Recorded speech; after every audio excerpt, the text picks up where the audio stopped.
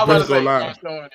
Yeah, I If it's pressed short go schedule. live, so I don't know. Anybody hearing us out there? There you go. Yeah. Oh, now Yeah, it's okay, live now. we started again. Yo. Oh, that's okay. Hello, everybody. Welcome to the DSA Round Table. We got Luke G with us, Detroit Drew. We've got JMO, TA, and we got another guy that just showed up. And no, I'm just kidding. I want to let him in at first, but I'm kidding. What's up, everybody? What's going on? What's up? How you doing, man? How we do, baby? I'm ready for this, y'all. I'm ready for this because I already know some of these questions It's gonna have get- people in it's their gonna get- feelings. Yeah, it's gonna get real. Oh, Luke left because he's in his feelings. He ran away. I saw that. We got other stuff to take care of. He's back. He's back, guys. Okay. Well, let's see. Let's get right into this. Yeah, hold on. I'm trying to figure out. This is new for me, guys. I'm just letting you know. It's All right, all good, guys. man. It's all good. Guys. All right, no, look, we're gonna shout out the people in the chat and then do the likes, man. Sounds good. Sounds good.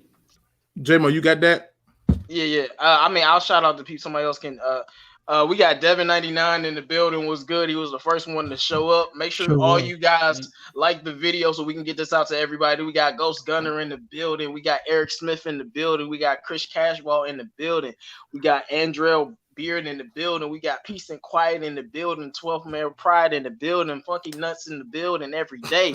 Rich Law in the building. Ray Burns in the building. Like I say, the best YouTube name, Kool-Aid and Cornbread in the building. Deb R in the building, Dolo Dynamite in the building, D Williams, man, Coos, man, Season. Shout out to everybody that decided to stop by today, man. We about to have a great show. Yeah, we Yes, sir. really Yes, sir. appreciate everybody. Yes. Mr. TA, you can do the likes, sir. Yeah, make sure, hey guys, make sure everybody, when you come into the chat room on tonight, make sure you get those likes up for us tonight. We appreciate everybody. We really do. We appreciate everybody that's coming in, man. We had a horrible season last year, and now we got the virus and everything going around almost. Right. But yeah, we got some challenging times right now. So let's talk some football. How about that, everybody? All right. We're going to jump right into some questions. And here's the first one. How should fans rate the success of this year's free agent class? Detroit Drew, you first. Well, I don't know how fans will rate it because fans they like to get hyped up every year, which is that's not a bad thing. But realistically, I think we should give it a C. It wasn't as big as last year. I think last year people had more of a reason to get hyped up. Now that being said, we got a lot of good quality pieces. But the real question is how much of these guys are going to come in here and are able to change the game. I think they're going to be good players for us. And I think they're going to fit the scheme for whatever Patricia's trying to establish here. I think he got a lot more of the guys that will kind of be yes men. You'll stop hearing about people in the locker room not liking what he is trying to do or what he's trying to build. I think a lot of these guys know what to expect. So I don't know how much they're going to actually come in here and be an X factor. And what I mean by that is being a playmaker or being able to change the pace of a game. One possession, you need a stop, you need a catch, a first down, whatever. I don't know how much of these guys are actually going to be what they were compared to last year's free agents, which you can't always have a good free agency class, but I would give them a solid C. Yeah, I agree with you there. I don't think it was overwhelming or anything like that. Kind of underwhelming for me. What do you say, JMO? I think this is Bob Quinn's most underwhelming free agency class. And to me, that's a terrible precedent considering this is supposed to be the most important year of your career as the GM. I mean, our biggest signing was Jamie Collins. Really? Like, really? Like, I mean, 2016, we had Marvin and Anquan. 2017, we had Devin Kennard and some defensive players and some good O-linemen at the time, at least. And then last year we had the guys that we had. So to me, this is a very subpar, average. We not really trying to help the team out free agency class. That's what it really seems like. I mean, we got rid of Kennard, we got rid of Slade during the free agency, and we didn't bring a player close to Slade back. And Trufant is good, but it just seems like we did it's just like I'm very confused because I really don't know what we did. I really don't know how these moves, like, because I'm saying, like, how is these moves really going to help us improve? The only thing that's really going to make us win more games is really if we draft well, because that's the way the free agency class is. And the last thing I'll say is I'm upset about us not doing anything because we have so much money, but you don't want to spend it in the most important season for your career. Right. That makes no sense. Mm-hmm. But it is what it is. It is what it is. What do you think, TA? Man, Jim, basically, when I'm looking at the free agency class, I'm looking at a class that I thought was mediocre at best. It was a couple signings that, what I'm saying, they got, it was cool. Jamie Collins and I like Curse as well, getting him as well. But the rest of it is just, I don't know. You could be on both sides of it. You could love it or you can hate it. And I really didn't fall in love with how they did things this season. Like J-Mo said, last year was really, really good for the Lions when they picked up players and stuff like that. But this year they went out to guys that just fit the scheme, and it was more guys. I mean, it was more of the Patriot style. So hopefully that this way, I'm hoping, my biggest hope for the free agency is that everything pans out for this team, because I know that they got more Patriots on the squad. So I just want to see these guys be able to win with what they have. And if they can do that, then I think it'll be success. But if they can't win with what they have, man, it's going to be a long, long, long season. And what you said, it rings true, because it's like, how do you go about a free agency and not really, to me anyway, upgrade the team? Especially if it could be your last year. It makes no sense to me. What do you think about this, Real? All right, guys, I'm going to be a little more optimistic than you guys. I feel like they're probably this entire episode. So, really, I like what they did in free agency. Listen. So, I'm going to give it like a C, right? Because we're missing a big splash, right? We're giving it a C like Drew. You a lot of C? love there. My C was negative. Well, okay. Okay, negative, Drew. All right, my Drew, C too. all right, we'll be on the same grading scale. I'll give it a B minus. How about that? All right. Okay. So, listen, I'd be a little more optimistic and a little more hype about this if we didn't get rid of so many players as well. It felt like instead of filling the holes that we already had, we kept getting rid of players that seemed like they were productive parts of this team and then replacing them with Band-Aids in free agency. So that's definitely what brings me down from it, because this is what I like about this free agency. Matt Patricia and Bob Quinn went out and they don't care what the fans think. They got more Patriots people. They got guys that they think are going to follow Patricia and not be butting heads with him, like Darius Slay, Glover Quinn, guys like that have been vocal in the locker room, that have been playmakers under the Caldwell era and obviously are fighting with him off the field and stuff like that. So I like that we stocked up on more Patriots people, because it takes away the excuse for Patricia. I really want those excuses to go away, because these past couple of seasons, he's always had some excuses, right? Like Jim Bob Cooter was a terrible offensive coordinator. We fired him after the first season. That was supposed to be the big thing, right? Then we got Darrell Bevel. And then this past season, there's so many injuries on the D-line. Matt Stafford got hurt. All these excuses. I want that to be out the window. I hope that these players that we got end up being healthy throughout the year, and I hope that they do what Patricia asks, so that if he does fail again, we have no reservations to fire him and move on to the next coach. That's what I see of the positives. But it just frustrates me that we got a good guy like Trufant, but then we get rid of Darius Slay. And then we got a good guy like Jamie Collins, we get rid of Devin Kennard. You know what I mean? We got rid of Snacks Harrison, even though he was not very productive last season. And we got Danny Shelton. Like, we're just filling in holes that we keep creating, and it's very, very frustrating. But overall, I'm happy because it gets rid of the excuse for Patricia. Yeah, that makes. I don't know. I mean, if you're the positive one, I hate to see the negative ones around here.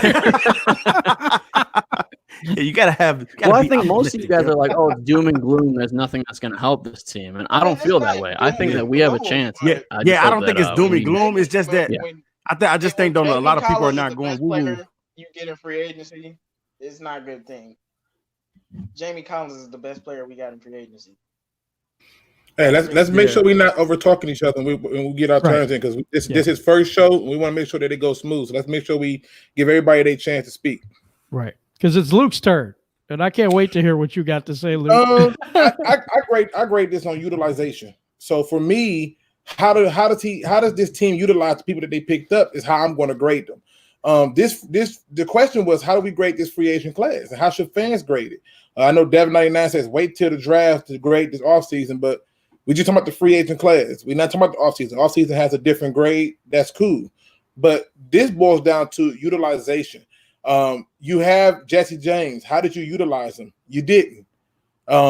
You had pieces that you could have utilized and you just didn't. So to me, I'm going to be looking at utilization. That's one part. And one part of what Real said, I agree with, which is, let's let him get everything he wants so those sympathizers can their excuses can die. To me, the only thing that should be asked at the end of all of this is, has he got his guys yet? And if the answer is no, how long are you willing to wait for him to get his guys? But to me, I'm going to give it an incomplete. Genevieve said, but Luke, we got rid of Tavon Wilson. That was coming the minute he took a pay cut. I told y'all he was taking a pay cut, and I told you if he didn't, he was getting cut. So it happens. But I just look at it and I say, Blue and Silver, Darby already signed somewhere. But to me, I just look at it and I say it's incomplete, because I don't know how you're going to utilize these people. Do any of these signings look like great signings right off the bat? No. I'll watch film on Big V. For all those people who didn't take advantage of their NFL Game Pass, shame on you, because I did. And I went back and watched every snap of Big V. All this talks about he's great in run block. Go back and show me him moving people, because he sees. I see him on the ground a lot. And for all the people tomorrow, oh, he's not that great in pass block. He's had some games where I was like, damn, he pass blocking his butt off. So again, more pro football focus BS being put out there, but the film tells me otherwise. So incomplete for me, because I'm not gonna say nothing until he utilizes them. And if he don't utilize them, then it's gonna be an F. That makes perfect sense to me. Here's my take on this. I kind of agree with Real on this. We just keep spinning our wheels and filling holes. I've been saying this the whole time. We're filling holes that we created for ourselves. Are we getting better, though? And I think that's kind of the key on this, is are we actually getting to be a better team? I mean, position by position, I would say we're about the same, but overall, are we better? Can this team gel together better? And I don't know. I think that's going to be the thing that we're going to have to see. I pray they do. Me too. None of us want to see us lose. I just want to make that perfectly clear to everybody that's listening today. None of us wants this team to lose. It's just, and I think we get bitter because we want a winner so bad here. I don't even think it's bitterness though, Jim. I don't even think it's bitterness. I think it's more of somebody peeing on you and telling you it's raining. Why should we believe anything opposite? Easy, R. Kelly. I'm just Oh my God. I'm trapped in the closet. Okay, well, this show's derailed. No, I'm just right. Okay, guys. Next question. Is there a position group that we absolutely have to improve to make the Lions a successful team this upcoming year? And I'm going to go to the person I just left off with. I'm going to go to Luke. Oh, absolutely. Offensive line. Mm-hmm. Offensive line on the offensive side of the ball, you got to improve that, because I'm starting to get to the point where you're not going to get a dynamic running back that's going to change the fortune, so you might as well build a lineup. And on the defensive side of the ball, I hate to say it, but cornerback. And I don't think that when I say cornerback, I mean that I don't like what we're going to put out there as it stands. And drafting one won't solve that problem either. I think that they needed to find a way to put together a very cohesive group. And right now, I just feel like you got pieces that brings up more excuses for people, where they can just say, "Oh, what you found was only here for 1 year. He didn't learn the system." Okay, and if that happens, are we going to then make an excuse again? So for me, number one has to be the offensive line, hands down. Totally agree. I totally agree. I think the guard position needs upgrading. I'm not extremely happy with the defensive line yet. I still think we need another player there, but that's Agree. just my opinion. Agree. Drew, what do you think? I still think there's a lot of holes to be filled on this team. I don't know if we can just single on one position.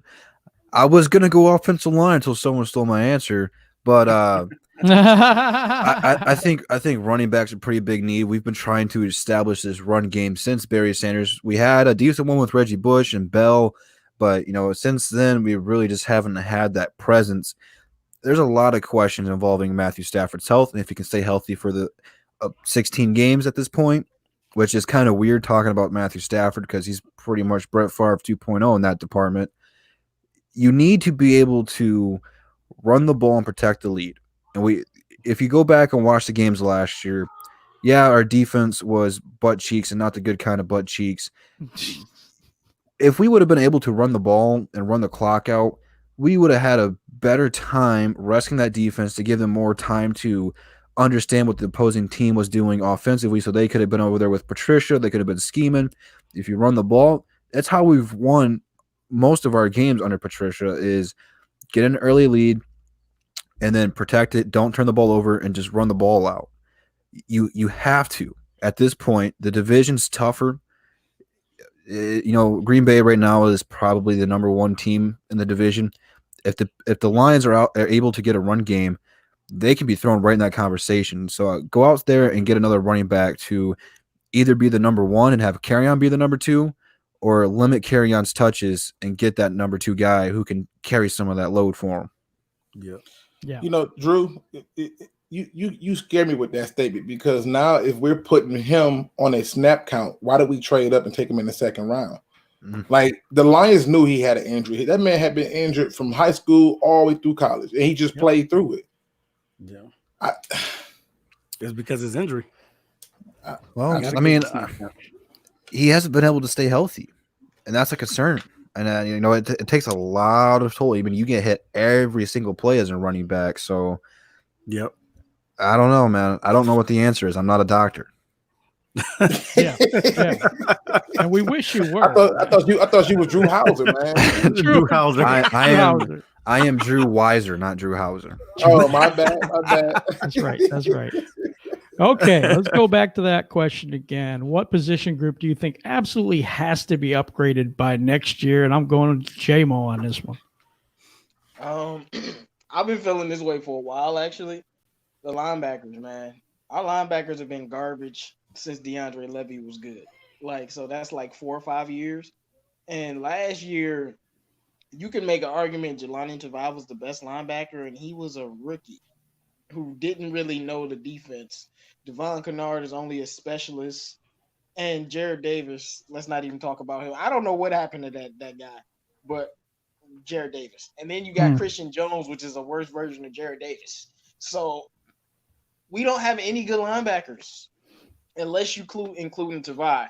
We don't have any, let alone a great or an amazing linebacker. We don't have good linebackers. And Jamie Collins is, I would call him a good linebacker, but who else? At best, if you give it to my leeway, that's 2 good linebackers out of 5, maybe 6. You forgot about Jalen Reeves-Maybin now, didn't you? No, just kidding. Okay, he's solid, but he's a backup though. I like Jalen Reeves-Maybin, but he's a not backup. that great, man. He's a backup. Thank you, Jim. Thank you. He's a backup. He's not supposed to be great. He's a backup. Okay. And he's a special teams ace. He's not right. He's a backup. You can play him in snaps in that role, but we don't have any good linebackers. The other position groups, we at least got 1 or 2 players where we were like, okay, they're very solid.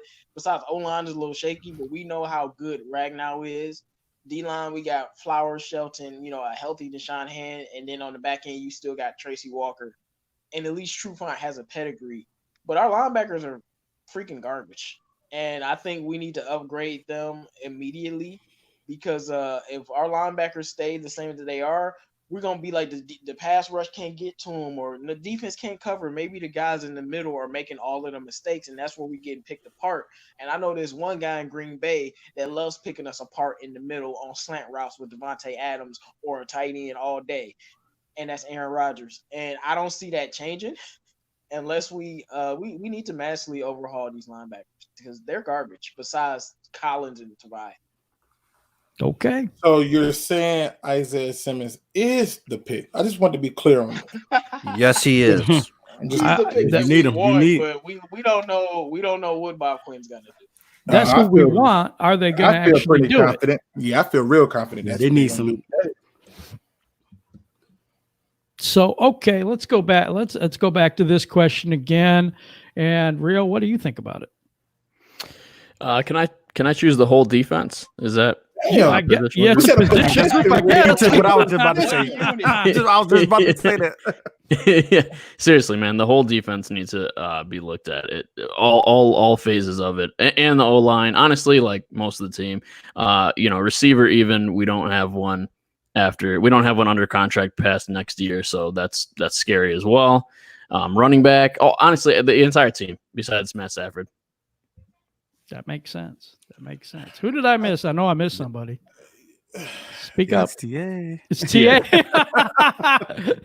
I knew I'd miss somebody eventually. So, TA, what are your thoughts on this? Oh, man. Well, like Rio said, it's the overall makeup of the team. When you're looking for talent, you know what I'm saying, you got to go out there. To me, what the Lions lack is they lack playmakers and they lack speed on both sides of the ball. You know what I mean? Especially on defense. With like J-Mo said about the linebacker, that's totally true. We need some playmakers at the linebacker position, and you need speed because you need guys to be able to cover these tight ends. That's something that the Lions have not been able to do well over the past couple of seasons. And you need guys that's going to wrap up and make tackles. That's another thing, because you got a lot of guys that over pursue sometimes, i.e. Davis sometimes goes in and over pursues plays sometimes. So you want guys to be able to, get their skill set and their makeup out on the field a little bit better and get smarter out there on the field. But not only that, too, you want to see the running back position get filled because we don't trust Kerryon's body. A guy that's been in the NFL for going on his third season and only played 18 games, that is not good. So you definitely want to be able to get another running back, but at the same time, will they get the running back that you desire for the Lions to have? They may not. They might get somebody like a Zach Moss or somebody else. They might not even be able to get the running backs that everybody would like them to have, like Taylor and Dobbins and things of that nature. So you just want to see that the overall makeup of the team, they get better with speed and they get better with smarter players out on the field. I just like how y'all like to keep changing the question. It's position group, people. And when you say Davis overrun people, Davis just tackled too high. He generally is in position to make the tackle. He just tackles too high. Overrun? Sometimes he does. He over pursues plays sometimes. He shoots past him. What are you talking about, Luke? Sometimes I feel like a nut. Sometimes I don't. The truth is, go with the majority. The majority of the time, he's not overrunning plays. He's in position. He just tackles too high. It's totally different. Y'all listen. Game Pass expires on 3/31. Anybody who want to watch it with me, we can sit down and watch it. That man be in position. It's just that he's tackling too high, and that's where he's missing on those tackles, or they're breaking off those tackles. And that's what you go over pursuing it. Over pursuing is when you just blow right past him. He ain't blowing right past people. He's not doing that. Well, he's not making a play either, Luke. He's not making a play. But we're not talking about him making a play. So what are you saying? He's not making a play either. We're not talking about him making a play. You said he overruns the plays, and I'm like, he does overrun plays sometimes. This is all semantics. I watched him just like you watched him. Definitely he over pursues.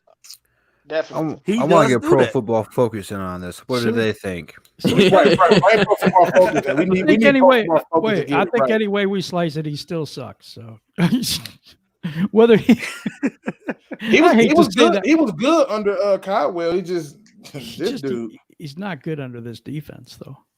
Nope, because he's not a 3-4 guy. He's a 4-3 outside linebacker. Seems to be a pattern here with this team. It does, doesn't it? It does feel like we have so many people out of position, and then we're getting people, and then we're moving them off of our team, saying that they don't fit the system, but we're drafted by Quinn in the first place. Don't even make Glasgow. sense. Don't even make sense, man. It don't make sense. I'm going to ask you this, and do you really think that this team is actually improved after free agency? I mean, we made a lot of substitutions. So we get rid of Slay, we get Trufant, we move away from Wagner, and we get Big V. But in total, do you think we actually improved? I'm going to go to Drew on this one. Well, I'm going to go with Devin99 on this one. In order to say that we improved, I have to wait to see the draft. After free agency, my answer is no. Come back to me after the draft, and it might be a yes. I mean, you let go of too many people, captains, Exactly. people who knew where they were supposed to be and what they were asked to do. You let them go. So now you have people who, yeah, they played in New England, but they haven't played in Detroit yet. It's a different team, even though they have a lot of New England players on it. It's different. It's a different environment, different locker room. How well are they going to cope? I don't know. Darius Slay has been here his entire career. He knew what was supposed to be asked of him every week. I in good faith, I can't say that we're a better team than we were last year. And we only won 3 games last year. And it seems like we got good players in free agency. Don't get me wrong. They're quality players, but we didn't get better. Okay. I'm right with you on that. I don't think we got better either. I think there's parts that got better and then parts that got worse. But as an overall thing, I don't think we got any better. I think we are this almost the same. And it's hard to explain that because of the fact that, yeah, we made a lot of moves. There's a lot of people coming in, but there was a lot of people that are gone too. And did we really improve those positions? What do you think? JMO? What do you think? Did we improve? Well, piggyback over what you were saying, like we improved in some areas, but the totality of it is we didn't make any moves to move the needle either way, whether it's in a negative direction or a positive direction. We just made a bunch of mid-tier medium moves. Like, yeah, getting the safeties from New England was good. Getting the special teams ace that played with Cincinnati was good. Getting Jamie Collins was good. But then you lose Devin Kennard, you lose Darius Slay, you lose Glasgow, and regardless of what Rick Wagner did, he's gone too. You haven't replaced Glasgow's position yet. And then you didn't add to the running back room. And so you didn't add to the linebacker room besides Jamie Collins, really. So, it's just a bunch of menial average moves. And it's nothing, like I said, it's nothing that moves the needle. And it just upsets me a little when we got all that cap space and we didn't make any move that was going to drastically, change the team.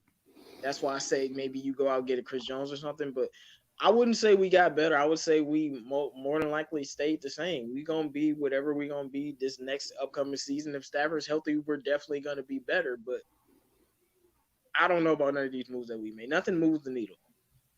Yeah, it's like we're treading water. Kind of, that's where I'm at on. That's exactly what it's like. What do you think, TA?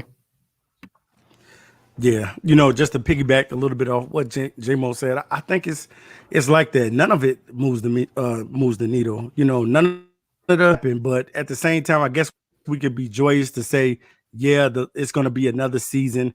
It's going to be fans that are going to be optimistic again about the season coming in, and you think that we have an opportunity to win. And the good thing right now is 0-0 right now. Nobody has a win, nobody has a loss. But the pressure will be on Patricia to get this thing done quick and immediately, because once you get your guys, it's about your guys now. You know what I'm saying? It's always been about you getting your guys and the right type of players to build that defense. And I think that, to me, Patricia defense started getting exposed after the Super Bowl against the Philadelphia Eagles. That's when I think that his defense started going and getting exposed out there. And so far in Detroit, his defense has not been lights out. And he's a defensive-minded guy. And that's what you want. When you think of the Lions getting out on the field, you want to see impact players out there. You want to see guys out there that are dogs and guys that are making plays. And you're looking on the sideline like, look, man, that guy right there, he got the it factor. How many players on the defensive side of the ball can you say have the it factor on Detroit? There's not too many. There's not too many guys that have the it factor. Now you're looking forward to the draft, and you're looking for those guys that got the it factor that you can plug in and play right away. You're going to have to find some type of talent to plug and play and get these guys ready for the season. I agree with that 100%. Because, and this is just the moves that we've made so far, you know. So I mean, we got a whole draft to go, and we could improve there. But you know, it's funny because that's a lot of rookies, though, you know, and it's tough. I mean, rookies that coming into the league, and it just doesn't always work out like that, you know. It doesn't work out that those people are going to be able to just come in and fill a spot like we think they might be able to. What do you think, Rio? Yeah, I'm going to keep this one short and sweet.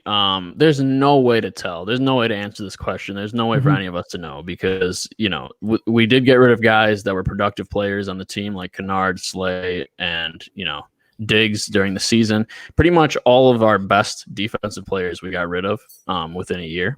And we have a completely overhauled defense right now. So, yeah, these guys played well on the Patriots, and hopefully they can translate well to Patricia's culture and system or whatever he's trying to do. But there's no way to tell until we actually see it. Yeah, that makes sense, too. What do you say, Luke? Well, I'm like him straight to the point. No, we didn't improve. How can you say we improved? What are the improvements? If you're going to tell me that we improve, then I'm going to ask the question of, isn't this supposed to be such a complex defense that it takes 2 to 3 years to learn? But we're expected for all these people to come in and learn it just like that. Okay, so Collins, he played in it. Okay. Yeah, that's why he was going rogue. Okay, who else you want to put on there? You want to put Harmon on there? A guy who comes in as a third safety. All right. What did they improve at? This system supposed to be complex, right? So that's the truth. Supposed to now all of a sudden know this system and make it work. Just coming in his first year. No. Good point. It doesn't make sense to me. If the system is already supposed to be complex and the players that you're bringing in, only a few know the system. I mean, like Danny Shelton, he ain't got to know nothing but take up space. Okay, so good for him. Good for him. But the rest of them, I don't see how you can say it's an improvement in any form or fashion when you got a backup offensive lineman who everybody act like is so good, but he was so good that the team traded up to take another tackle. No, we did not get good. Let me ask you this, Luke. Who's going to be the guy on the defense that's going to be the leader out there? Because I feel like Darius Slay was that guy off the field. I'm looking at this team right now. I don't know who our best defensive player is. It's going to be his cousin. Coleman? Walker? No, Tracy Walker. Yeah. I think it's going to be Collins. It's like, yeah. Who do you look at now? Do you look at Trey Flowers? Who do you look at as the leader on defense? I look at Collins. They're going to tell you it's Trey Flowers. They're going to tell you it's Trey Flowers, but the truth is this. The voice of that team need to be somebody who can not only do it, but show it. Now, I seen James Akai who said it's kind of sad that y'all don't see it. I see JGB who says I agree, but I think it's kind of interesting that y'all do see it, because if you had to just go back and look at the things that led to this, if your belief is the only thing that led us down this road was injuries, I'm still going to call BS on that, because this offense played well enough for us to win. The side of the ball that he was responsible for, he didn't hold it to his end. And if we're going to say that this team has improved, then you showed me how losing Slay and bringing in Desmond Trufant is an improvement. You showed me how dumping Devin Kennard and Lord knows whatever else you dump to pick up Jamie Collins at an overinflated contract improves this team. It doesn't. Mm-hmm. They've been 2 years. They've been 2 years removed from this defense, behind the defense of one Bill Belichick. So all of a sudden now they just supposed to magically just, bing, you know what I did this 2-3 years ago. Jamie Collins is what, 4 or 5 years removed? Right. Danny Shelton, what, 2-3 years removed? Yeah. Okay. I think it's crazy. I do. I don't see where we improved. I think we kept It's like all the roads in Michigan. We just kept filling the potholes. And, Right. And Jim, listen, this question that General View asks is a very good one. He says, like I said earlier, if we got rid of trash players on one of the worst defenses in the league and picked up versatility players that are they are a upgrade from the players that are gone. They're not, because the problem is not, the thing is we're assuming that the problem was the players. Right. Let's talk about what the coach did. Mm-hmm. Well, that's a good point. Exactly. Look at year Like, one. Our Darius played- defense is what won us the games. Year one, year two, Down the stretch. it was the other way around. Yep. I mean, Quandre and Slay were making plays. You couldn't run the ball up the middle against Snacks. Year two, it's like, what is this team? Who are these people? Right. Why is it that before Patricia get here, Darius Slay come off a career year? Patricia gets here, the numbers drop down every year he's here. Snacks coming off. Everybody praised the fact that we got him for a fifth. His stuff declined piece by piece. Mm-hmm. Jared Davis was starting to trend up until this guy got here. All these people, Glover Quinn was balling out of his mind. He gets benched for Tavon Wilson against the Jets. It's a lot of things that make no sense. It's a lot of things that make no sense.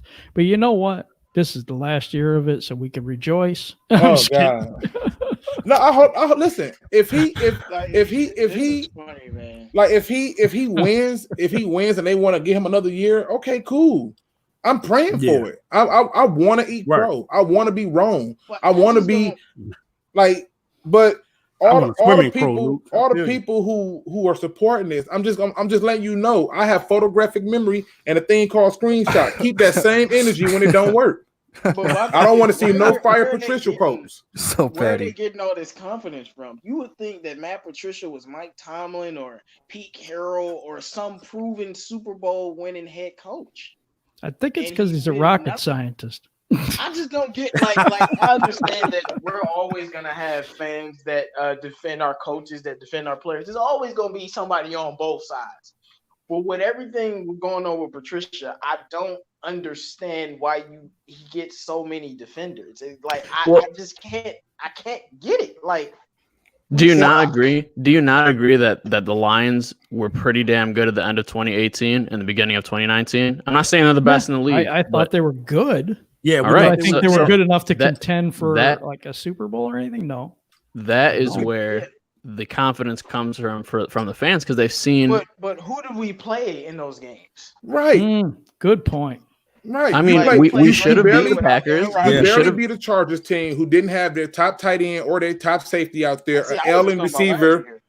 You know, I'm just saying, like, I'm talking about last year too. Just look at the Chargers game, 13-10. Okay, no, I was talking about the year before. Oh, and we had Chris, the top 10 defense. I'm just saying, like, we didn't really play nothing but trash teams. That, like, the Panthers was like the best team we beat, and they went 7-9. We lost to the Bears. Yep. Like, who do we beat? Twice. We beat the Patriots. Let me address this. Chris Casbah says he says first Luke says that we lost Quinn to retirement and Slay fell off, and now it's different. What changed? I'm gonna tell you what changed.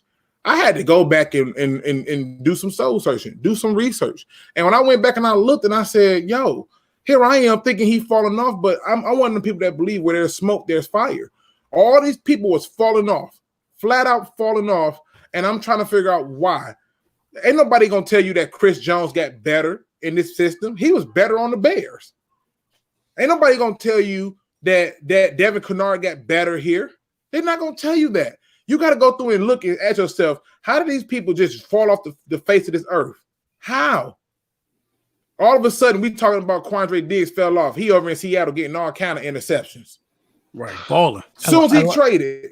Balling. You know how? I mean, I love Quandre, but I kind of thought he was slipping, and he went to Seattle. Was like, bro, I ain't never slipped. I'm like, okay, what's something is wrong out here, because he looked like one of the best safeties in the NFL Bro, when he went to Seattle. That's what I'm saying. There's a question here. It says, can you explain how a coach makes a player better or worse? For example, interceptions and tackles. And I think it's a lot of where their positioning is for that particular defense and what their assignment is. you're not putting these players in the best position to make these interceptions or make a good tackle or do the things that they're supposed to do under this defense. That's what I see. Anybody else want to take a stab at that one? Or another way a coach make a player better is like this. I'll give you the best example, and I brought this up earlier to the fellas before we came on. I said Bruce Arians he literally came in and told, when he first came to the Cardinals, he told Larry Fitzgerald, hey, I know, you're great, but you'll be even better in the slot. And Larry was like, man, I don't want to play no slot. And he explained to Larry how this slot move is going to do it. All Larry did is just add more and more numbers on and get better at that spot. He put them in the right position for them to succeed and to expose the matchups. When you go through and you look at defenses, I remember when Jim Schwartz got here, we didn't have no real talent. But that defense and that weird wide nine defense, they found ways to put pressure with the likes of like nobodies out there. And then they got to a point where he started getting people, and that defense was balling, doing certain things in a certain way. But to me, what the coach job is to, one, unify the locker room, two, keep the players balanced and level-headed so that they don't feel overwhelmed by the game moment. That's the coach job, to take that stress. And they put them in position to succeed every step of the way. That's how you make a player better. So, for example, if you need another example of it in terms of interceptions and tackles, look no further than the Detroit Lions drafting a 3-4 outside linebacker and Kyle Van Noy and telling him he's a 4-3 outside linebacker. Mm-hmm. He sucked. We as fans destroyed Kyle Van Noy. Like, we got a fifth for him? He goes over there and make Pro Bowls in New England. That's how you make ball better. That's how you do it. Yeah. He getting checks now, Luke. What? Calvin Noy getting checks, man. Boy, Calvin Noy became a household name. Yes. In New England, man. Because he got a huge deal. He was put in the right position to succeed. It would be like if you were to change sports, you tell Shaquille O'Neal you the point. Good luck with that. Right. Okay, let's go back to the questions. We're gonna get some more of this out of the way. So let me see here. Should the Lions consider a wide receiver in the first or second round of the draft? And I'm gonna go to Drew first. Well, let me start with this. I think that the people in the chat need to hit that like button. Thank you. That was the best I could think of. I was trying to, I was trying to think of something to rhyme with it. I couldn't. I drew a blank. I'm sorry. I'll do better next time. To your answer, hell no, they don't. And I'm telling you why. This is one. There's a ton of deep receivers in this draft, and I'm not just talking vertical down the field. I mean, there's all kinds of receivers in this one. If you wanted to, I believe like a majority of them are like 6'4" and up, around that ballpark. Yes. We got some big boys in this draft class. Yeah. There's going to be some guys there in the third, fourth round that you're like, well, how the hell did he fall? And it's just because there's so many of them right now. And I don't really think a receiver is a priority for this team right now, because you still have Kenny Galladay. He's your number one.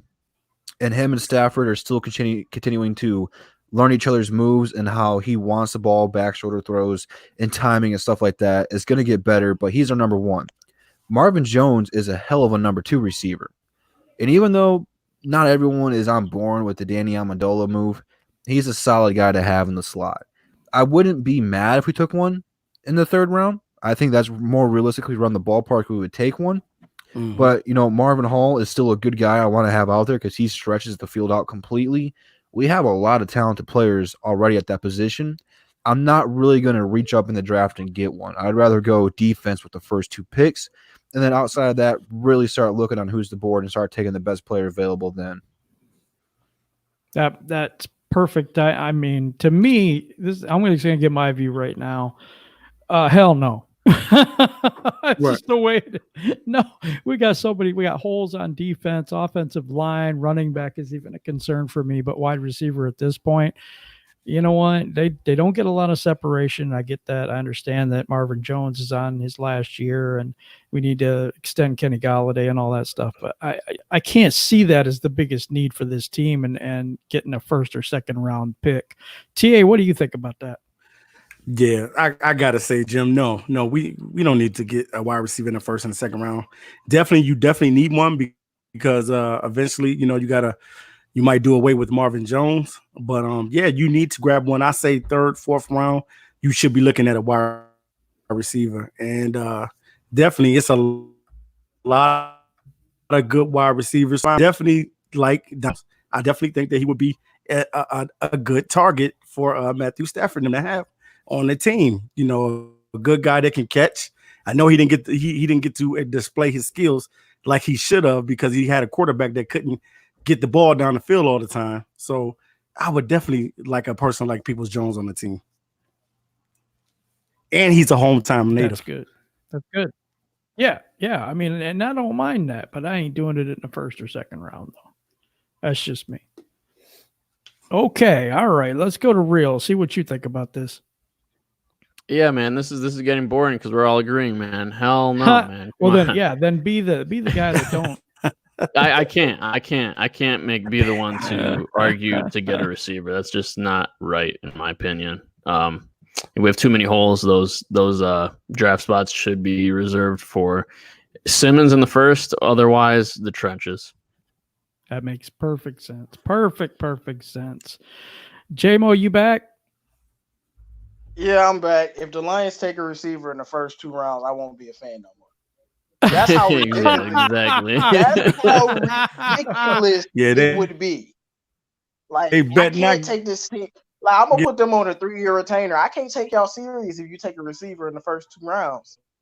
I can't, unless if you got two firsts or 2 seconds. I would still want to cut your head off, but I can understand because you have 2. But if you got 1 pick and you take a receiver, that receiver better be Randy Moss, straight up. Because otherwise, like, I need everybody fired, and then I need y'all to get fired at your next job for even thinking about doing that. Yeah, makes perfect sense. What do you think, Luke? Jesus, what is the fascination with Lion fans and wide receivers? Like, why we keep doing it to ourselves? Did y'all not learn a lesson? I'm just saying, but like have y'all not learned? I mean, the Mike Williams, the Charles Rogers RP, Roy Williams. I mean, what is it with y'all and receivers? Let's be honest, people. Titus Young was dope. He just was a head case. But hey, that plays into it too, though. They should have kept him, Luke, just because he was a head case. I put it like this. To me, if the Lions take a receiver in the first 2 rounds, it's a shame because one, it's not a need. It's not a need that's like dire right now. If you're taking a receiver in the first or second round, I'm probably saying people need to be fired immediately because what did you pay Danny Amendola for? Everybody can't be on the field. That makes sense. Everybody can't be on the field. So what did you pay Danny Amendola $6 million for if you're gonna draft one in the first or second round? And then if you just look at this draft, it's deep at receiver. Receivers come all the time every year. This is a receiver or 2 that stands out, and we don't talk about it. But to take one in the first, or I don't care if you trade it down like 17. If your first pick is a receiver, now the question for me becomes, what are you doing? Like what are you trying to do? And you know, it's just unfortunate that this is something that had to even be asked because I saw it on Twitter. I saw it on so many things where it's like we need to get a receiver. Everybody loves speed, and I think Stephon Diggs said it best. Getting separation outdoes speed every day. Now somebody gonna come in here and be simple. They're gonna be simple and they're gonna say, but speeds get separation. It does not. But I don't get it. They act like our wide receiver core has been trash or something. I don't get. I know somebody was hurt. No, it's not trash. Galladay made the Pro Bowl. Marvin Jones had 4 touchdown catches in 1 game. Like, I just don't understand. And I see Blue and Silver says we're fascinated, but running backs, receiver is more needed right now. I can't remember the last time we've had a running back that made a Pro Bowl. So I don't know. Didn't Reggie Bush do it? Yes. No, he went over 1,000, but he didn't make the Pro Bowl. No. Didn't he have 1,000 yards receiving too? He had something like that. Yeah, close to that. Let me ask y'all this. What real is that you that said Tyreek Hill? That's Andrew. Okay. Andrew says Tyreek Hill. That's what he says, right? Like Tyreek Hill. Hide your kids. But Tyreek Hill can run routes. But let's talk about the other people who's been fast. Let's talk about, I don't know, the fastest guy at the combine, Mr. One Ross. How he doing over there in Cincinnati? We gonna talk about one person. I mean, I'm gonna give you three people who have speed. Ted Ginn Jr. How that work out? That man have been designated to a kick returner and a part-time slot receiver. You want me to keep going on speed? We can talk about this speed thing all day. Separation is a different beat. Yeah, separation is different. Hey, he make plays though. They got the speed, but they're not. All right. As a makeshift slot receiver, and look who on the outside of him. Look who when he was the number one, number two guy, he wasn't doing nothing.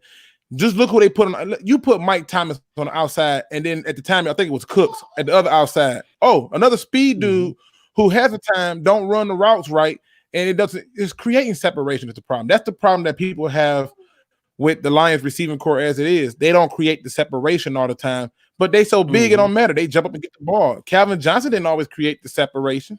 There's probably about a good handful of plays where you see Calvin Johnson burning somebody. It's true. Yeah, Lions fans are fascinated with receivers, like you said. I don't get it. We don't need any more receivers. Like, y'all forgetting we got TJ Hawkinson and Jesse James on this team. They're supposed to be receiving threats on this team. That's what they're there for. No, and then we got Amendola, we got Marvin Jones, Galladay. Marvin Hall.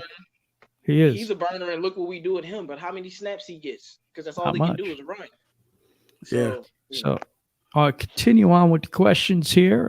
If the Lions offense has another unsuccessful season, should the Lions, what do you mean? Oh, another successful season. Should the Lions consider Darrell Bevell for the head coaching job if there's a vacancy after this year? If they go ahead and fire Patricia and possibly Quinn, do you put Darrell Bevell in the head coaching spot? What do you think, Luke? No. No. Short, sweet, to the point.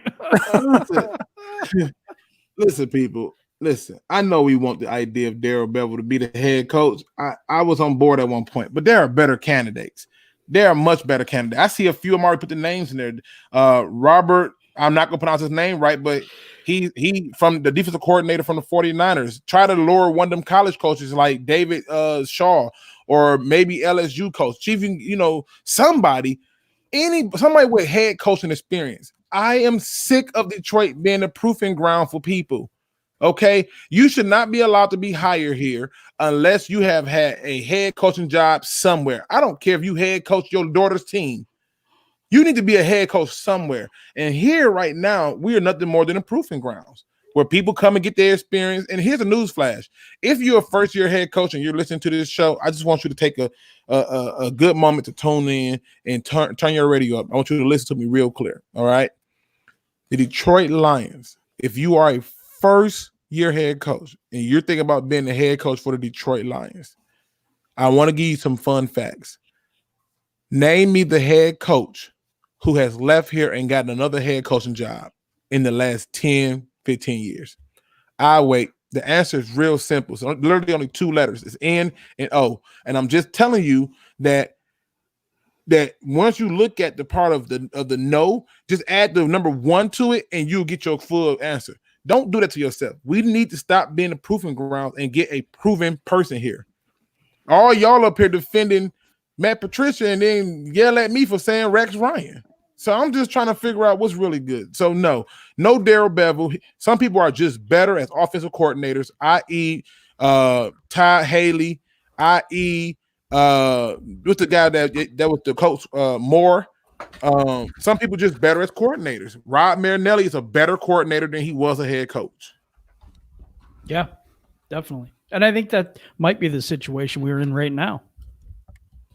That Patricia's a better defensive coordinator than he is a head coach. And that might be the reality. He might be a better coordinator than he is a head coach. Because right now, the head coach part of him is got me like wanting to like do things I've never done before, like, smoke drugs and stuff. I'm just gonna leave it, leave it there.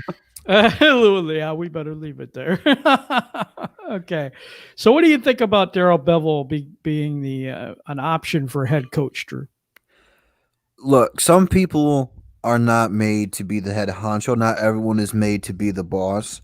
I don't want to put Bevel in that predicament. He is an offensive coordinator. That is his job. And I don't want to be the person who eliminates one person to only being this, but you would think he would have had an opportunity. This is not his first go of being an offensive coordinator. He was in Seattle with Russell Wilson. He was in Minnesota with Brett Favre. Those two quarterbacks alone right there, that's a pretty impressive resume to be working with those two guys. You think somebody would have been like, okay, let's give this guy a shot. And it never panned out. And you also learn from inside of our history here with the Lions, learn from our mistakes. People were happy that we promoted, I don't know if we're allowed to say his name on here, but we were happy to promote Jim Bob Cooter to the offensive coordinator job because him and Stafford had a relationship or whatever. And it's like, yeah, it was good the first year, but it's probably one of the worst offenses over time that I've ever seen before in my life. And I'm not saying that's going to be the case if Bevel gets promoted to a head coach, but how well would he be able to coach the defense? It's just so many questions that would be unanswered. And if we're in a win now mode, still going to the next year, I don't think that he'd be comfortable with it.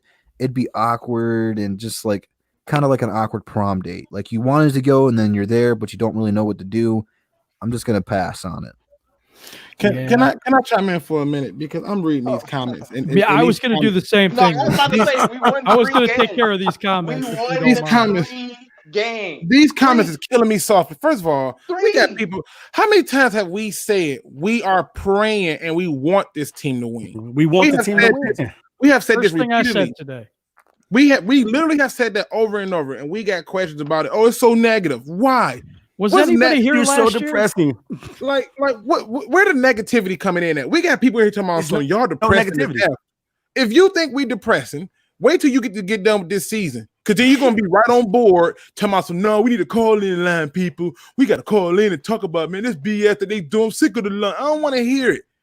There's a difference between being negative and telling the truth. Here's the reality. I want to be a millionaire, right?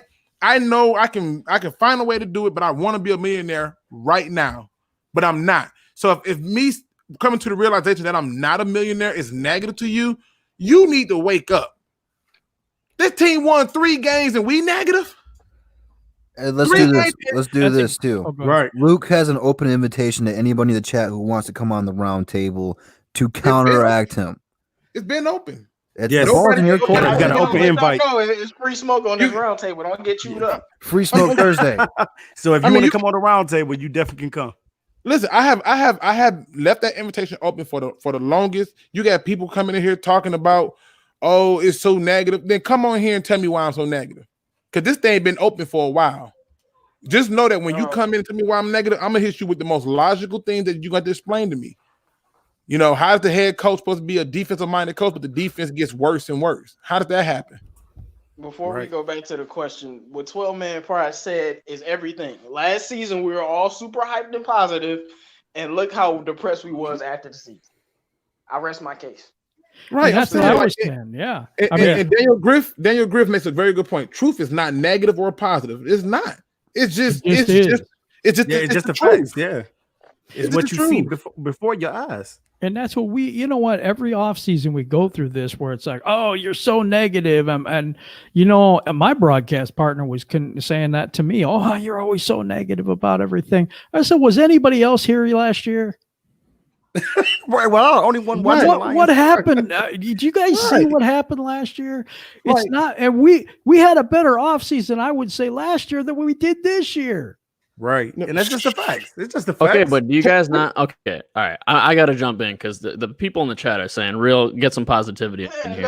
And seriously. They just want you to feed them a bowl of sugar when they need to be eating. Well, sometimes that's fair, though, because you guys, even though you guys are saying everything's truth, it's all right. It's all real facts. Okay. But you guys are saying it through the lens of a pessimist, like it's already a done deal. Like Patricia's already gone after this season, and it's not the case. And yeah, you look at last season. I hate when everybody brings up, oh my God, look at last season, 3 wins. Okay, but we all were there during the games. We all saw what happened. We all saw during the first 5 games of the season, I hate saying this because I say it every single time. I sound like a freaking broken record. But seriously, we could have been 5-0. We should have beat the Packers. We should have beat them at the end of the season too. They came down to a last second field goal. But the first game we should have won besides the officiating. Okay. Officiating. Oh boy! What did you not watch the Green Bay game, the first Green Bay game of the season? You weren't here in the DSA for that one. We thought you were talking about the Cardinals game. Packers game. I'm sorry, first Packers game of the season. I'm like officiating in that Cardinals game. What officiating? No. Packers game. The Cardinals game was an absolute slip. We should have won that game. We didn't, but we have the talent to win it. Okay, we do. We have the talent to win that game, and we didn't. We let that slip through our fingers.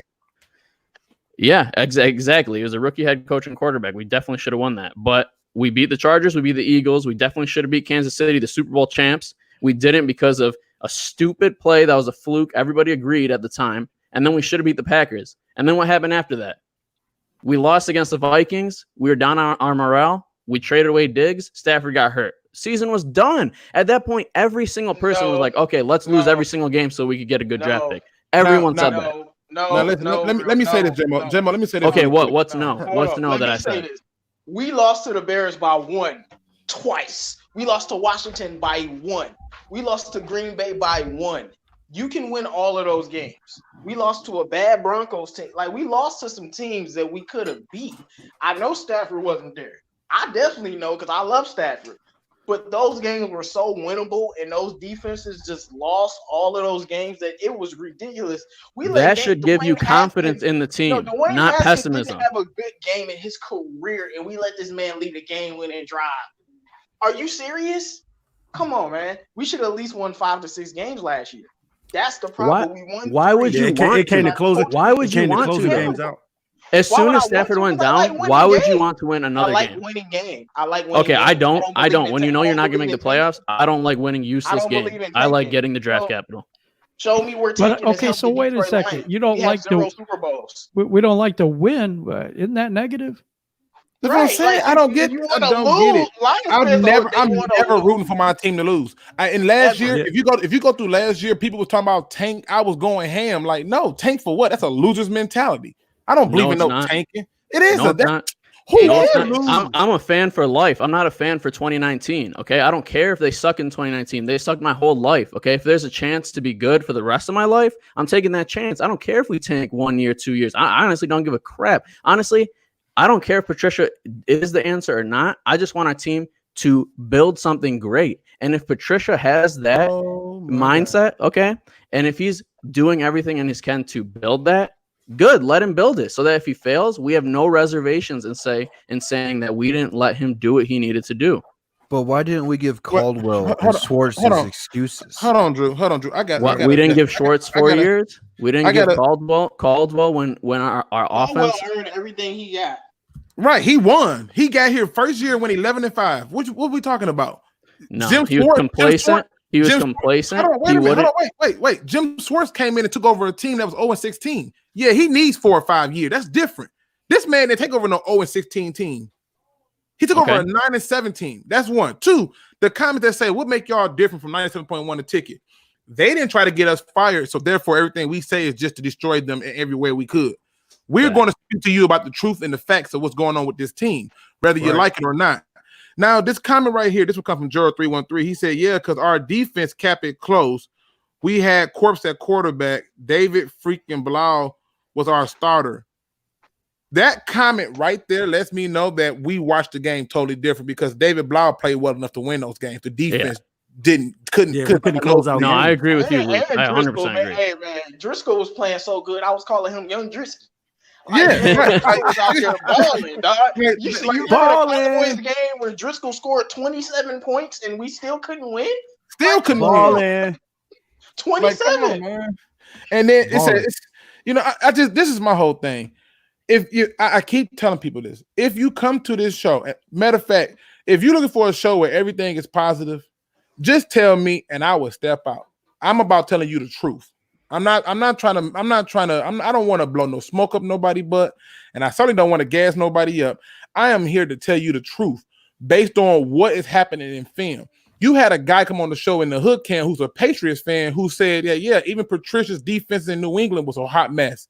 That's why they didn't care if he left. You see, and he brought up a very good point. You see what happened when they got ready to take Josh McDaniels from them? He talked Josh McDaniel out of that head coaching job. He didn't even make a phone call to back. He was like, bro, good luck. We wish you best of luck. Everything is great. Y'all want people to be positive. Yeah, y'all want people to be positive. Part of being positive is telling the truth about yourself. If you ever seen Judge Mathis, when people come on the show and they say, oh, yeah, I'm a former crackhead, he praised them because they told their truth. That's the truth. No matter how negative it is that you see it as, it's the truth. And the truth will set you free. I used to smoke. Now, I'm done. I'm done with this whole negative bypars and this 97.1 stuff. If you think we 97.1 the ticket, I applaud you. But the truth is this. This team, forget what they did. Forget last year's record. Look at this year. What did this team do that tell you that they're going to be better than previous years? I don't see it. Yeah. Well, you know what? Hey, who knows, man? Miracles do happen. That's go. It does. I'm just saying. I mean, you know what? You want me to be positive, and it's unless Jesus Christ Himself takes over this front office. Right. I'm not very optimistic.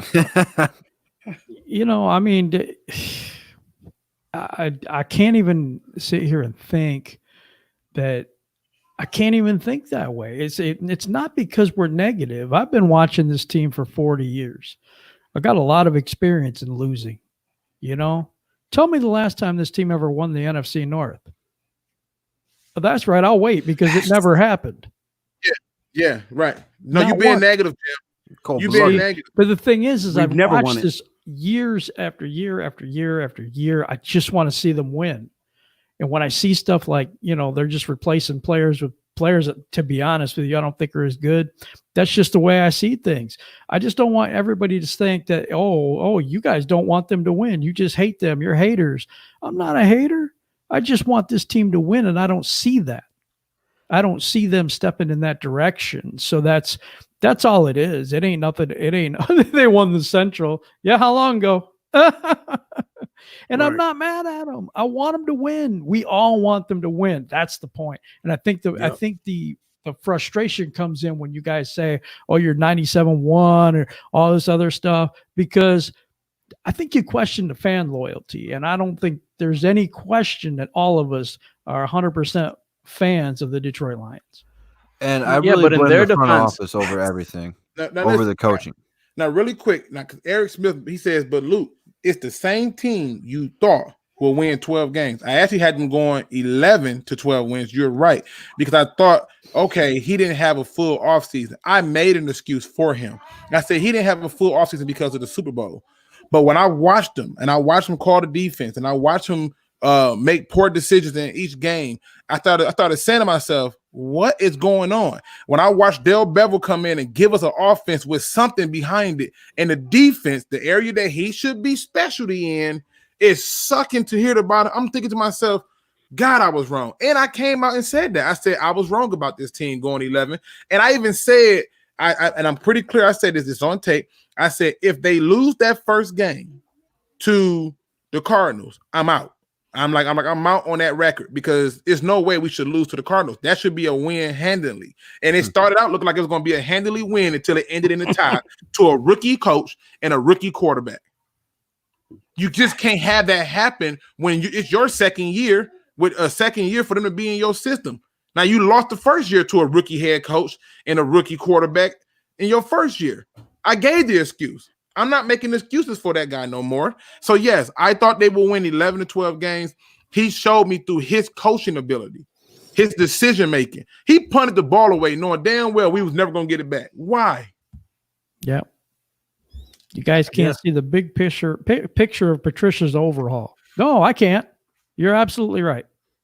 Right. Last year was an anomaly in many ways between injuries and getting screwed. They were building last year. In my opinion, Quinn was trying to tank. You're trying to tank in your fourth year? Okay. All right. Let's go on to questions, because I don't think I can do this no more that way. Exactly. I can't. And yeah, Go Lions in the comments says he wants to smoke. And that's why I was just going to ask him, you want to come on Tuesday show? I would love to have you on. Everybody who's negative, Please tell me what show you want to. I got a Discord, I got Twitter, and I got email. That's 3 ways you can reach me. All 3 of them lead to you getting a phone call from me and us discussing the day that you can come on. I'm not running from nothing. I'm not trying to hide from nothing. I just simply want. Ghost Gunner says Todd Bowles wasn't a rookie. Correction. Then he wasn't a rookie, but Sam Darnold was. And even if Todd Bowles wasn't a rookie, you shouldn't be losing 45 to what was the score? 45 to what? I don't even remember what the score. I don't know, 2015. Unbelievable, man. Like 45 19. 21, I think. Yeah, something No, crazy we had like 20. that. We had 20. Okay. I'm gonna go to the questions here. So I'm smiling, man. I don't mind. You can have your opinion. That's fine. That's what we. Yeah, it's nothing but opinions. That's all. That's what we do this for, though. We want to hear everybody's opinion on what. Hey, we're just doing as the saying, Lions. just saying, the Jets game, that was all offense's fault. Okay, the Jets defensive players came out after and they said we knew the Lions calls. Stafford had 4 interceptions that game. They got absolutely destroyed. Look, guys, I'm in defense of the. I'm sorry. He didn't change the calls. The head coach didn't change the calls. That's Jim Bob Cooter. He left the adjustment. offense alone. He left the offense completely alone. And maybe that's Patricia's fault. He should have been more involved with the offense, but he wasn't. Jim Bob Cooter was an absolute idiot. Okay. And once we got rid of him, Bevel came in. And I do want to answer this question because I haven't gotten a chance to answer it yet. Sure. I would be comfortable putting Daryl Bevel as the head coach. The reason why is because I don't have faith that if we did get a different head coach, that we'd also get a good offensive coordinator. I thought Jim Caldwell was a good coach. Okay. He was marred by Jim Bob Cooter and Joe Lombardi, and he wouldn't let them go, and they didn't know how to play call, and it was consistently run up the middle, and it wasn't working, and you'd put Stafford in these 3rd and long situations every single time. How do you expect a team to drive down the field and win or do anything? And there was no change, nothing. Daryl Bevel comes in. This guy's a breath of fresh air, and I don't want to see him leave Stafford. I really don't. So if we do get another head coach that's not Daryl Bevel, I really want him to stay as our offensive coordinator. But I'd be comfortable having him stay and getting somebody like a Wade Phillips as our defensive coordinator. Well, Stafford's to the point in his career where he needs to change his plays at the line anyway. Stafford needs to be his own offensive coordinator out there. He's at that point in time. He's 32, 33, somewhere in that ballpark. I mean, I don't want to compare him to Peyton Manning because Peyton Manning's an all-time great, but Peyton didn't need an offensive coordinator. He knew what he was supposed to be doing out there at that stage in his career. And I'm not every player is that smart. Stafford needs the O coordinator. He doesn't need them. You need good play calling. You need a good script at the beginning of the game, and then you need good play calling throughout. If your offensive coordinator is calling behind the line of scrimmage throws to Golden Tate every single time and a run up the middle on 1st down every single time, and then leaving Stafford in a 3rd and long situation. And then, because you know what? We'd see, Drew, I completely agree with you. I wish Stafford would be more aggressive and go up to Jim Caldwell and slap him in the face. I swear. But listen, you'd see it at the end of the game. We'd be down, 2-minute drill. Okay, Stafford, let loose, go. And Stafford would take over that game, and he would come back, 4th quarter comeback Stafford time, and we'd see it. Until now with Daryl Bevel, we see Stafford loose. We haven't seen a Stafford like this since the Linehan days, and I don't want to give that up. I agree 100%. Did anyone else not get to comment on the Daryl Bevel? I never. I actually was gonna say I think it would be very interesting, but it's about what goal do you want to achieve? Do you want to get the best coaching candidate, or you want to give somebody a chance? I know the Matt Patricia thing is kind of the same thing, giving somebody a chance, but I like Daryl Bevel's demeanor, and I don't really know if he could be a head coach, but I would be interested in seeing it. The Stafford Avenues plays is one thing, but it's about the defense and special teams. It's about all of that, and I don't know how adept he would be at managing all of those things. But I would be interested to see it. But it's up to what the Lions want to do. Because he's not the best coaching candidate. Clearly, he might be like the 4th best. So if you want to go out and get the best guy, cool. But if you want to see what Daryl Bevel has, because the only way that I could see them using Bevel is if we fire Patricia mid-season, Bevel takes over and we start winning games. Then they're like, well, maybe we should see what he can do. and then that's where you take it from there. And then if Bevel's trash, then you get another head coach. But then him being trash might cause him to get fired completely because he wouldn't want to take a demotion. But I don't think Stafford like needs Bevel. You just found an old coordinator that's not Jim Bob Cooter. Like, and I think he'll be fine as long as the coordinator knows how to call, basic play. You can find another good coordinator to replace Daryl Bevel. I like him a lot, but my main thing is if we give him that opportunity, will he actually be able to do it? And that's something we can only find out is if Patricia got fired in mid-season and then Daryl Bevel comes in, we go on a little 5-game win streak to close the season or something like that. Right. Go ahead, Luke. No, I was gonna say, I'm cool. I'm cool if he's the interim head coach to finish. I was just about to say that, and he has success.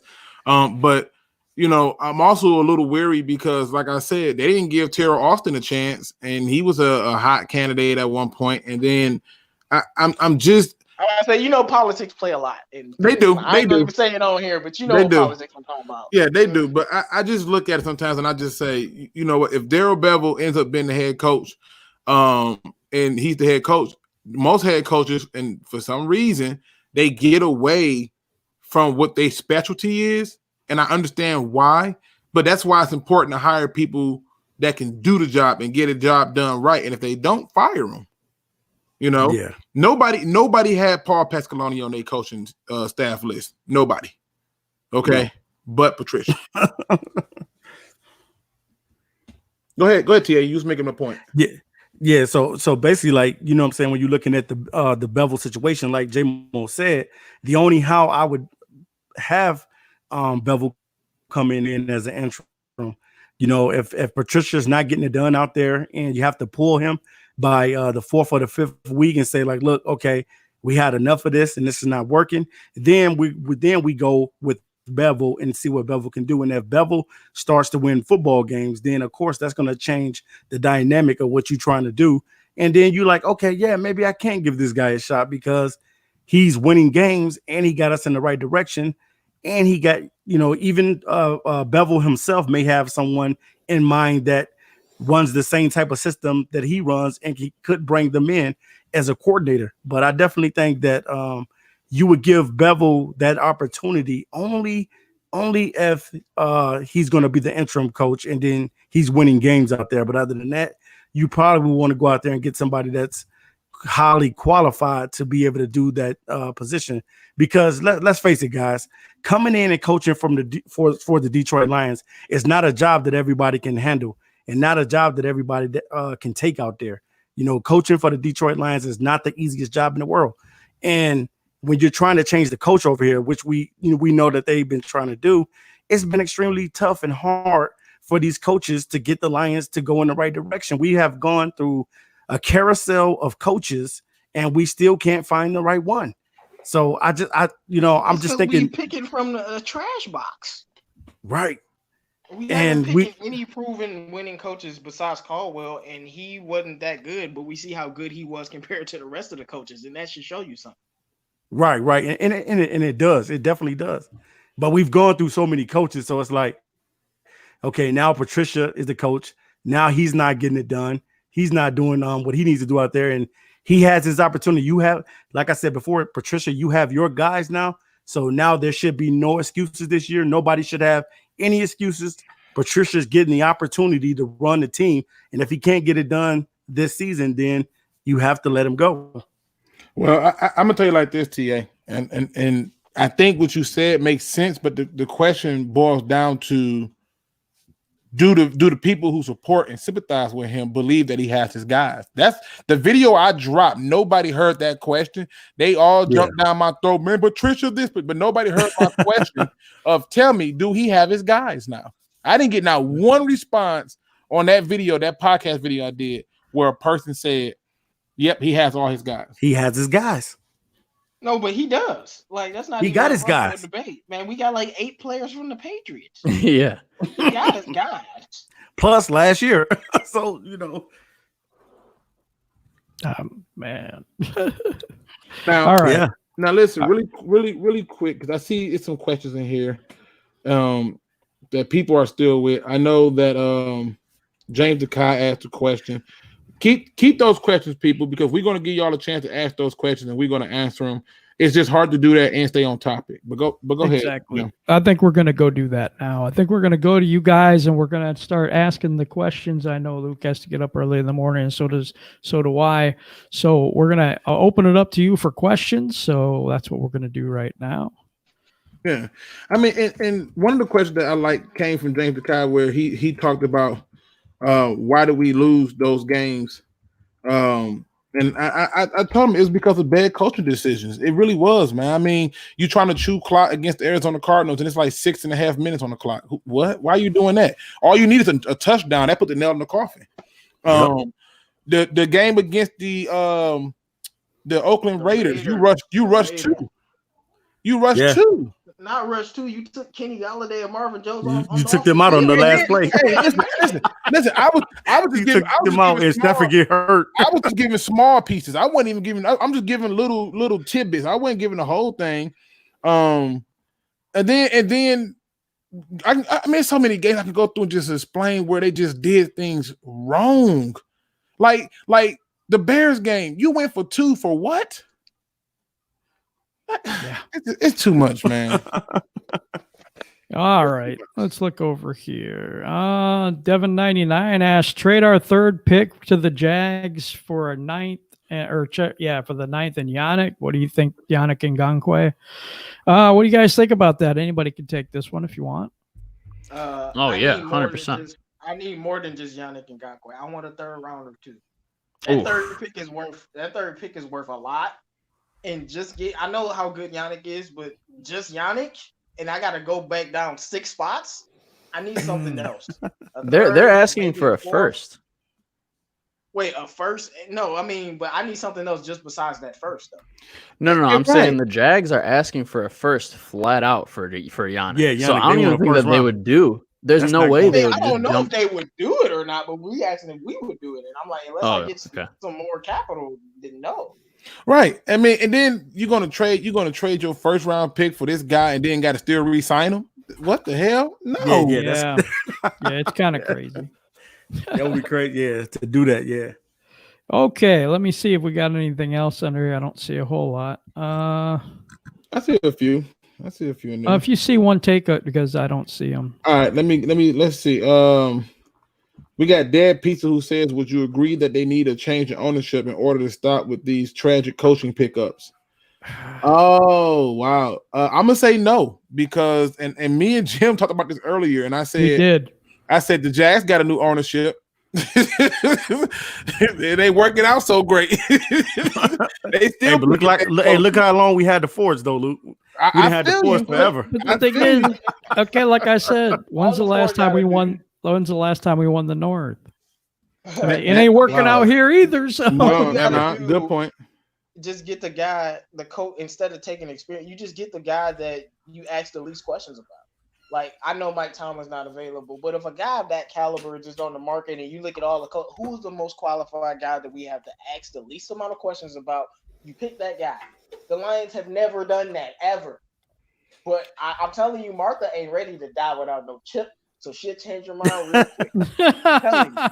Well, Kedrick asked, this for everyone. He said, are the Lions now focusing more on special team players and free agency now, or are we done signing impact players on this defense and offense? Oh, that's a good one. Tia, you should take that question. Well, man, that's a very good question, Kedrick. I hope they done focusing on special team players because that seemed like that's what we've done. We've gone after a lot of B-list and C-list actors on the team. But I guess from right now, when you're looking at it from the right perspective, you're looking at it that they will go into the draft and grab some impact players. You have to because you didn't do it in free agency. That's what I think that's what I know. Some people say don't go after the name and stuff like that, but it's certain players that that stick out like a sore thumb, and you want those guys that, like guys like Everson Griffin, guys that that can make plays out there. You want talent on the team. And I think that a lot of fans, as fans, we didn't see that. We didn't see them going out the guys that can make plays and be impactful out on the football field. So, and I also think as far as like them getting the impact players. I think the draft is going to spill all that, but they have to draft right.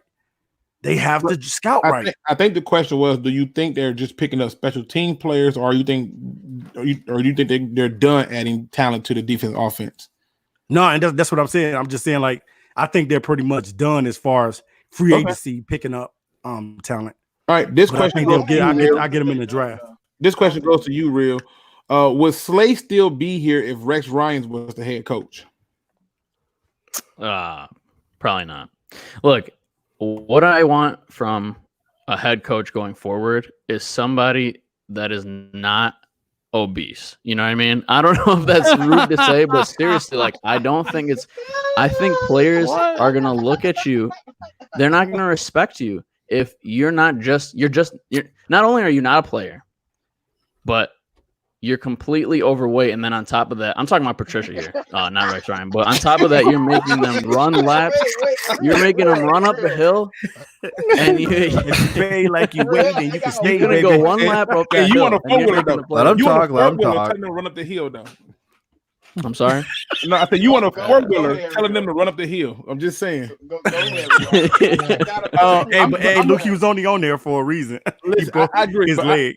But I'm gonna disagree with Real. I think if Rex Ryan was the head coach, Slay would definitely be here. Rex Ryan was ready to quit his job if they didn't get Darrell Reeves signed. If you watched any of those Hard Knock episodes, every day he was talking about why in the hell we can't get the one guy that's making this defense and this team better signed. He's pumped the fist and went off about it. He most definitely would have made sure Slay stayed here because he wouldn't have came disrespectful at the player like that. Real quick before we forget about Real statement, I think Andy Reid would say kiss his ring right now. No, true. That's Right. true. 100%. You're right. You're right about that. Real out Kiss here, his ring. man. He out here like since they can go with Sean McVay. You know, they could go to the gym and go jogging with Sean McVay. I mean, look, as soon as Reed said it, look, general review, Real. John Madden, Andy Reid. I mean, I was saying that tongue in cheek, guys. I'm obviously messing around. Come on, guys. But now Andrew says, and how did Reeves turn out with Ryan, Luke? Great. What you mean? Yeah, he was good. I don't know. What you talking about? He was towards the end of his Reeves career. Reeves Island was full of Reeves fat. Island. They was blitzing him and everything. What's Harbaugh? Hey, I want Harbaugh too. Real wants Harbaugh? Oh, no, thank you. I don't. I don't want. No, that's blue and All silver. right, I don't. Maybe. He might be better though in the NFL. Maybe, yeah. Actually, maybe. No, you can't tell me Harbaugh won't be better than Patricia. Andrew said that Reeves had serious problems he was hurt. What do you? Oh my Jesus! He got hurt, bro. Oh my God. Yeah, let's ignore that. I don't know what Andrew. The man went to the AFC Championship game with Mark Sanchez. That's truth. He was the only Marcus one beating Sanchez, up on the Patriots, bro. He's the only one beating up on the Patriots. They didn't have no competition until he got in that division. And then he was so angry because he called them cheaters. He couldn't stand New England. He called them cheaters. He went to the freaking Bills just to keep beating up on the Patriots. That's how much he despised them. Just saying. Make sure you guys drop your questions in the chat. And if you haven't liked the video, make sure you guys like the video. Drop all your questions in the chat. It's so funny when we give this segment, y'all don't like to drop the questions, but during the show, y'all be acting like we doing a 40-page paper. Like, drop the questions in the chat, man. Right. Here's a question. Come on with the questions, guys. It's at everyone. What do we need to get this run game effective? Talent. Offensive line help. You just said it in one word. A running back. No, you gotta have a commitment. This 14 carries and then we done stuff. If you can commit to throwing the ball 45 to 60 times, you can commit to running it 30. I don't understand this level of not committing to the run game. Just commit to the damn run game and we can have something. Right. And why does the run game got to be on a snap count? Right. I don't like that. Like if the game dictate that you can keep running the ball, then keep running it. If the game dictate that you need balance, then play balance. If the game dictate that you need to pass it, then pass it. But our history has been pass it. You got a quarterback finger. Hey Lou, because it was plenty of games last season where Bo Scarborough was balling and they stopped Dallas. going to him. Dallas. I'm like, what the heck are y'all doing? Why y'all going away from him? He's hot Here's right another now. one. It says We how had to many throw the ball wins? 3 times. Oh, Sorry. sorry. Yeah. It says how many wins would Chase Daniel have gotten, since people want to act like it's all the backups' fault for all those games without Stafford. It's from Jacob Olsen. The He same probably had zero. 5 wins. Zero. Zero. Zero. Because the Okay. coach, I think we win 2 games. no, the quarterbacks With play. Chase Daniel? Come on, man. Take No. Chase Daniel instead of David Blau and Driscoll. They listen. The only thing I need to ask myself is, did those quarterbacks play well enough to win? They did. Right. And so 12th Man Pride says, would Kerryon be getting injured if he wasn't forced to run up the middle every run? No. It's so funny too, because before it's so funny. Jim Bob, I can't even say this name. This guy knew to just do a simple zone run, let Kerryon pick his hole, and then we get Daryl Bevel, who I'm telling you, I know that he was instructed by Matt Patricia to do this, because it's what they do in New England. Just run it up the gut and stick it right there. It's either up the gut or off tackle. He gets instructed to do the same thing here, and I'm telling you, all you see is him taking unnecessary hits. But before, he had a chance to pick his hole because he's a patient runner. You can't be patient when it's just like dive. How much patience do you have? Absolutely. And that's the same play we've had years and years and years now. Didn't Adrian Peterson run for 2,000 yards under Bevel? Or was Bevel got by that? Yes. No, he ran. Yeah. He allowed for the run. I mean, look at the Seahawks. They ran the ball under Daryl Bevel. Yeah, and it wasn't just dive plays, but all of a sudden he gets here and he's the king of the dive. Yeah. It's crazy, isn't it? Let me see. I seen another one. This one was do you think Slay was a big, stubborn, soft crybaby? This is from Keyswood. Yeah, I see that one. Yeah. No. I mean, look, Slay has issues, but that man is a baller. And even though I do think he declined, he'll still go to a couple Pro Bowls as an Eagle. But if Matt Patricia really said what he said to Slay, I understand why he don't like Matt Patricia. You do not say that to no grown man. But I do think he was a little bit. I wasn't happy about him not wanting to play in the snow. But no, man, Slay is not no crybaby, man. He's a baller. I'm gonna hop on that bandwagon with you and say no, he's not a crybaby. I just look at it like this, and it's just me based on my personality. I'm a very nice dude. If y'all came to me and was in a bad mood, or having a down moment in life, I would do everything in my power to help you get out of that thing. But I'm gonna tell you, like T.I. said, you better watch what you say to me, because that's where I draw the line at. You ain't gonna talk to me any of your kind of way. And to be honest, Slay had a very good point. I didn't think his point was invalid, because he's right. We practicing outside and we got 6 games indoors. What is the benefit of this? I'll take a different standpoint. I will say he's a crybaby because I played him in 2K, and then after we laid the smackdown on him, he went to Twitter and he was crying a lot. We talked to him; it was really cool, but he did cry after we put the beat down on him. But no, look, I'm with J-Mo, man. If you have me in a locker room with, I don't even know if it was during OTAs. So I don't know if there was 53 or more people in there. No, it was in front of the whole team. Yeah. But if you said something like that to me, like that's something you say behind closed doors. In front of a group of everybody, you don't say that. Like that's like if there's any females in the chat, you don't understand. You don't do that to a guy. Like that's like crossing the line. We have this thing called testosterone. It boosts us. If you say that, it gets ruined. And dude, like you might be throwing hands. Like you could black out that moment. You do not say that to another guy without fighting. Like when I heard that, I'm like, I can't believe this. This is unreal. Yeah. Go Lion says he don't think Chase Daniels is going to be on his team due to how his contract is structured. I hope you're right. And I thought the same thing you thought when I looked at how his contract was rolled up, and I was like, could that $13 million, if you let him get to that second year of that contract, I need to figure out why.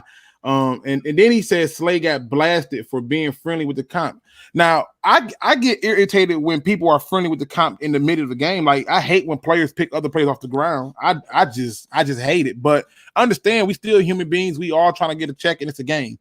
But no way am I going to kill you over it. Like, you need to die. Get out of here, and start talking to you crazy. Buffalo says, did y'all see NBC did the top 5 wide receivers in history and had Terrell Owens, Andre Johnson, Julio Jones on their list and no Calvin Johnson? Andre Johnson? You better put Andre Johnson as one of the top receivers on that list. Are you serious? Over Calvin? Over Calvin? And listen, we're not talking about over who. I'm just saying he needs to be somewhere on that list. No, top 5? Top 5 receivers, you put in Andre Johnson in history? No. Well, he didn't say history. He just said top 5. Yeah, no, he did say history. He said history. Did he say history? Yeah. Yes. No. In history, mine would literally be Jerry Rice. Well, actually, we would go Randy Moss 1, Terrell Owens 2, Jerry Rice 3, and then I would then put at 4 Marvin Harrison, and then at 5 I would probably put. I'm biased a little bit, but I'm going with I'm going Sterling Sharp. This is a conversation for another day. Sterling Sharp's a Hall of Famer, but still, man, come on, man. No. Sterling Sharp, to me, if he doesn't get hurt, he sets every record that. Man, he was a beast. Okay, Calvin Johnson breaks every record if he doesn't retire. Look, Andrew told me to go home. We're in lockdown. We're all at home. Okay, I want to get to this one. How do you see Matt Patricia using Davis now? And we're talking about Jared Davis. Could we possibly see a move to the outside? I feel bad for the kid. He's seriously athletic. Have we misused him, or do you think he just won't pan out in the NFL and he's lacking? What do you guys think about that? I think he needs to go to the outside, and I think they need to move on from Christian Jones. I really believe if they do that, then they're ahead of the game. So to me, he's a weak side linebacker, and believe it or not, in this 3-4 style of defense, if you rushing him where he don't have to be out there in coverage, I think you get the best out of him. Yeah. Anybody else? Yeah, I mean, I thought Jared Davis was going to be so good because really his rookie year, he was our best linebacker. I mean, we had Tinker, I'm not going to even say his last name, but rookie year, he was the best linebacker we had. And the second year, he was getting injured, but it seemed like he had got better. Then we got Matt Patricia, and I don't know what happened this specific season that we just had. It's like he can't play football anymore. And I know a lot of Lions fans are hard on Jared Davis, and I'm not.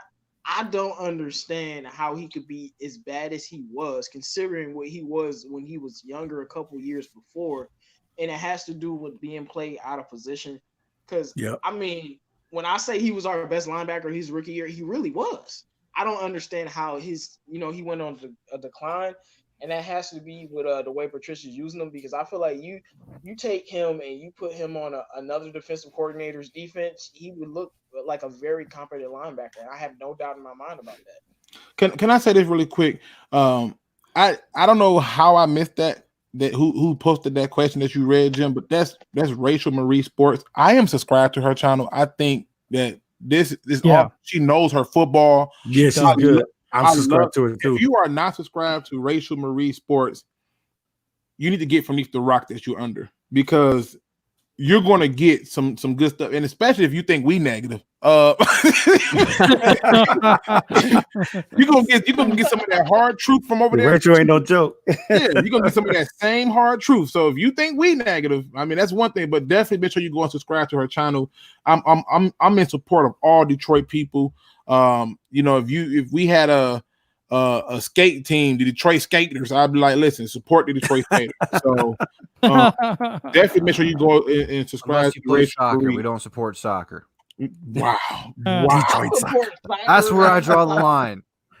No, man, chill. Wow. You draw the line at golf without Tiger Woods. You don't play golf. You don't play golf for your city, bro, man.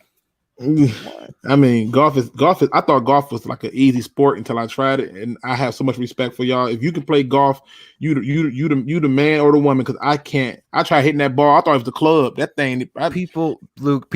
Well, I should say I only go golfing to drink and drive a golf cart because that's the only time you can drive drunk and not get a DUI. Wow, Not true. I'm letting you know, man. Wow, That's true. All right. This has been a really good show. I'm going to go to final thoughts and I'm going to go to Drew first. Look, it's a good show, man. It's fun to come on here and just chill with you guys. I mean, Jim, was this your first time hosting the round table? Yes.